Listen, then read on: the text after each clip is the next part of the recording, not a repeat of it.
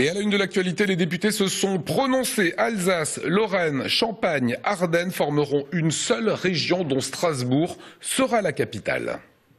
Les UMP alsaciens se seront battus jusqu'au bout pour défendre l'Alsace seule. Mais hier soir, l'Assemblée nationale a rejeté leurs amendements. La carte des 13 régions avec une fusion Alsace, Lorraine, Champagne-Ardenne devrait être officiellement adoptée par un vote mardi prochain. Seule consolation pour l'ensemble des élus alsaciens, Strasbourg sera le chef-lieu de cette future région. L'amendement a été adopté à l'unanimité ce matin.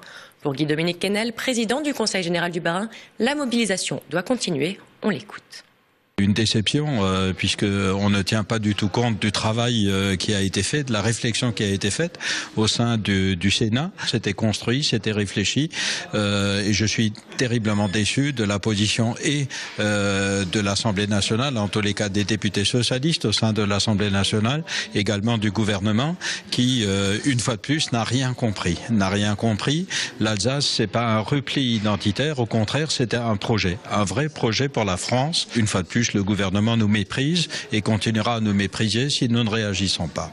Je viens d'envoyer un courrier à l'ensemble des personnes qui sont au niveau de la commission mixte paritaire pour leur expliquer très clairement quelle est notre position. Ensuite, après, chacun prendra ses responsabilités. Je l'ai dit dès le départ, le gouvernement prend une lourde responsabilité dans ce qu'il fait, une très lourde responsabilité, et en matière de réaction de la part de l'ensemble de nos concitoyens, mais aussi en matière électorale pour la suite. Donc c'est à lui de juger, c'est à lui de prendre nos responsabilités. Nous prendrons les nôtres. Et la réforme territoriale a été l'un des sujets abordés hier par Nicolas Sarkozy. Il était en meeting à Mulhouse. Candidat à la présidence de l'UMP le 29 novembre prochain, Nicolas Sarkozy a rencontré son public au Palais des Sports de Mulhouse. Environ 2000 personnes se sont déplacées pour ce seul meeting organisé dans l'Est de la France. L'ex-président de la République a décliné les grandes lignes de son nouveau programme politique et il n'a pas manqué de se faire l'avocat de la cause alsacienne en contestant la carte des régions dessinée par le gouvernement. Anna Britz et Émilie Jaffrat étaient sur place. Regardez. Jean Rotner le dit lui-même, Nicolas Sarkozy est l'un des présidents de la République à avoir le mieux compris l'Alsace, chose dont se revendique Nicolas Sarkozy lui-même. Les Alsaciens ont été touchés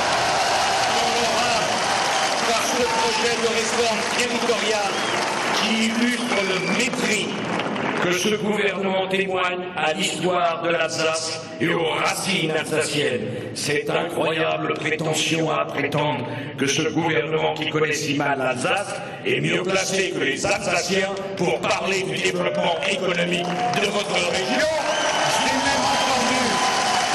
J'ai même entendu un responsable politique critiquant les Alsaciens qui risquaient de s'isoler alors que de toutes les régions de France, l'Alsace est la plus ouverte au cœur de l'Europe. Mais tout cela, encore faut-il être venu au moins une fois dans sa vie en Alsace. Je vous le dis clairement. De façon générale, les Alsaciens étaient venus pour l'entendre, il leur a promis. Lui, président, il reviendra sur la réforme territoriale. Alors, pour Jean Rotner et Philippe Richert, forcément, c'est un motif de satisfaction, même si au même moment, à l'Assemblée nationale, les jeux semblent faits. Il dit, nous allons défaire ce qui n'a aucun sens. Voilà son message ce soir. Et cette réforme territoriale dans laquelle les Alsaciens aujourd'hui se sentent méprisés et qui n'a aucun sens en termes d'équité territoriale, d'infrastructures, d'aménagement économique, de recherche universitaire, effectivement, il faudra la défaire pour que les choses soient plus cohérentes.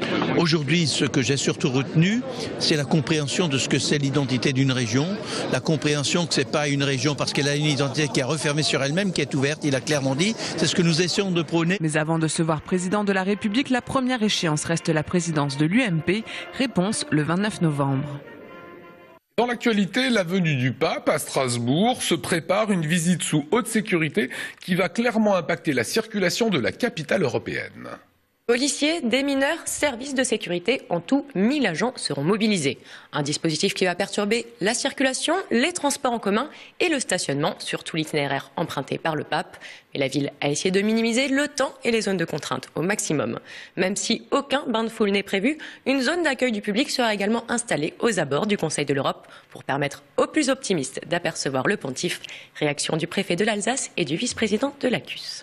Tout notre objectif, c'est de faire en sorte évidemment qu'il ne puisse pas y avoir de voitures suspectes ou de poids lourds compliqués. Donc il y aura à la fois des interdictions de stationnement, je l'ai dit, des interdictions de circulation et puis des opérations de déminage. Nous avons des équipes qui viennent de toute la France pour vérifier à la fois donc le tracé sur la route, mais aussi à la disposition des institutions européennes pour vérifier l'intérieur de chacun des bâtiments des institutions européennes. Mais là, c'est bien sûr sous l'autorité de ces institutions européennes. Le pape vient 4 heures à Strasbourg et en réalité il vient d'abord pour visiter les institutions européennes. Donc il n'est pas à proprement parler sur une visite d'État ou une visite pastorale en France. Il le fera probablement l'année prochaine. Mais il sera présent, c'est donc important et c'est aussi une reconnaissance du statut de capitale européenne de Strasbourg qui accueille les institutions européennes. Le pape vient saluer l'Europe à Strasbourg et c'est un symbole important pour nous. Les buralistes sont en colère. Ils prévoient plusieurs actions dans le Haut-Rhin pour se faire entendre. Ils dénoncent la concurrence des prix des cigarettes entre la France et l'Allemagne. De nombreux frontaliers traversent la frontière chaque jour pour aller acheter leur stock dans le pays voisin. Une différence de prix qui fait chuter les ventes côté français, à quoi s'ajoutent les trafics parallèles et le commerce sur Internet. Le week-end dernier, des buralistes haut-rhinois sont allés bloquer un bureau de tabac à la frontière allemande.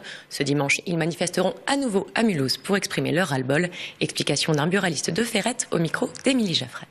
On manifeste déjà contre la hausse des prix, la hausse des taxes, contre les paquets génériques qui risquent de nous pénaliser fortement, surtout en tant que buralistes frontaliers.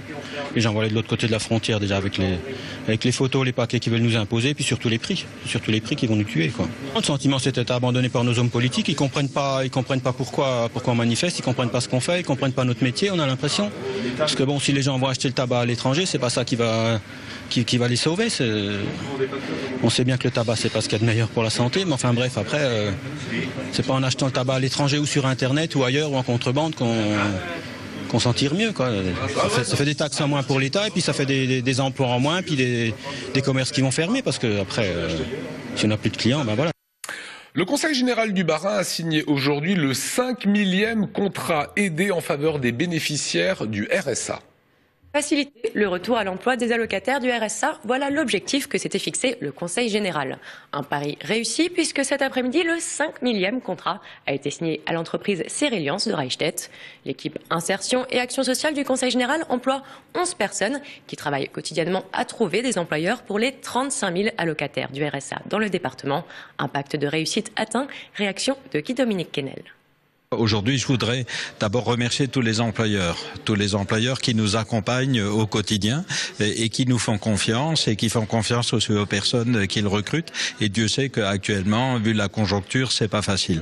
Je voudrais remercier par-delà également l'équipe d'insertion qui se déploie sur l'ensemble du département du Bas-Rhin pour, j'allais dire, chasser les emplois et en même temps essayer d'accompagner l'ensemble des personnes qui sont au revenu de solidarité active actuellement et pour lesquels il faut trouver une issue parce qu'il n'y a pas de fatalité au RSA. C'est pas un métier que d'être au RSA.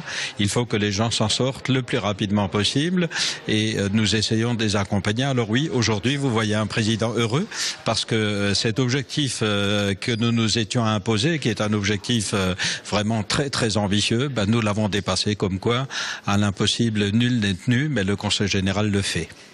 Et on finit avec du sport. 2 infos à commencer par le basket. Victoire de la SIG 76-48 face à Beaune. C'était hier sur notre antenne. Une victoire synonyme de qualification pour le prochain tour en Eurocup. Les basketteurs strasbourgeois ont validé leur ticket au terme d'une deuxième mi-temps très convaincante et d'un superbe jeu collectif. Un écart de points suffisamment éloquent quant à leur maîtrise du match. La SIG reste leader du groupe A. Prochain match ce vendredi en championnat face au club de Paris-Levallois. Et une autre victoire, Mélodie, celle-ci est en handball avec Célestin. En grande difficulté en championnat, Célestat s'est tout simplement offert une bouffée d'oxygène en s'imposant sur le terrain de Tremblay 23-25. Un match de référence, une rage de vaincre enfin retrouvée qui permettent aux Violets de sortir de la zone rouge. Reste maintenant à prendre des points à domicile. Voilà pour le sport. Place à présent à l'art avec Start. Elle est en direct. Inauguration. Anna, bonjour. Oui, bonsoir Lionel. Effectivement, ce soir, c'est l'inauguration de Start, la foire d'art contemporain de Strasbourg. C'est la 19e édition qui s'ouvre ce soir et qui durera jusqu'à lundi. Et je suis en compagnie de Dania Benalabes-Bahadir. Vous travaillez pour Start. Alors, quelle est la spécificité de cette foire d'art contemporain? Alors, c'est une foire d'art contemporain européenne qui attire à peu près 40% de galeries internationales. Cette année, nous avons 95 galeries et tous les médiums sont représentés, la photo, la vidéo, la peinture, le dessin. Cette année, la particularité, c'est que nous accueillons une dizaine de galeries italiennes. Voilà. Comment est-ce que vous choisissez les galeries qui sont présentes ici? Qu'est-ce qui est mis en avant dans l'art contemporain, évidemment? Alors on a un comité consultatif qui est là pour sélectionner les galeries sur la base d'un dossier qu'elles présentent. Ce comité est assez international parce qu'on a une galerie italienne, espagnole et d'autres pays du Benelux sur des critères de qualité, d'exigence. Ce sont des galeries qui ont l'habitude de faire d'autres foires d'art contemporain, qui ont un œil assez aiguisé et qui sont de très bons conseils puisqu'on a un très beau plateau cette année. Alors sur quelques jours, Start attire en moyenne 30 000 visiteurs, donc il y a beaucoup de curieux. Mais les galeries présentes sont évidemment là aussi pour vendre. Donc il y a des des amateurs aussi. Il y a des gens qui peut-être vont investir pour la première fois ici. Absolument. Nous sommes une foire résolument commerciale où on encourage et on soutient tous les actes d'achat. On vise un très large public, c'est-à-dire qu'on a un public effectivement d'amateurs et de connaisseurs, mais on a aussi un public qui achète pour la première fois de primo-accédants. Donc on essaye de faire des opérations pour ce public-là.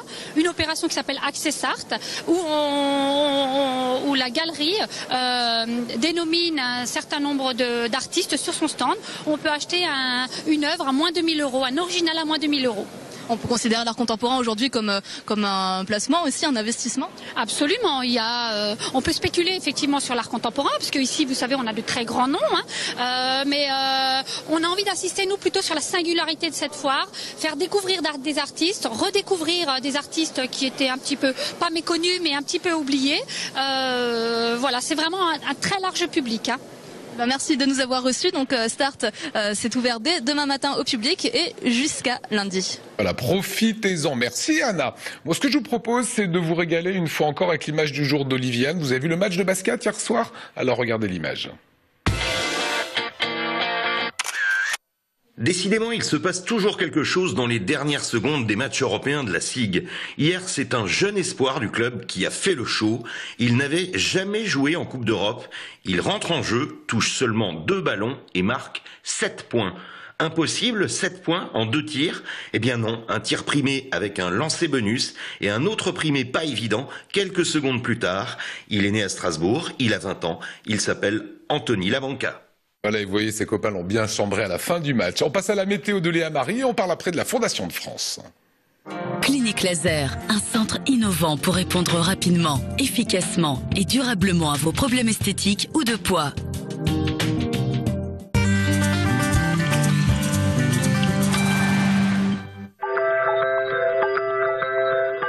Bonsoir à tous, c'est toujours un plaisir de vous retrouver sur Alsace 20.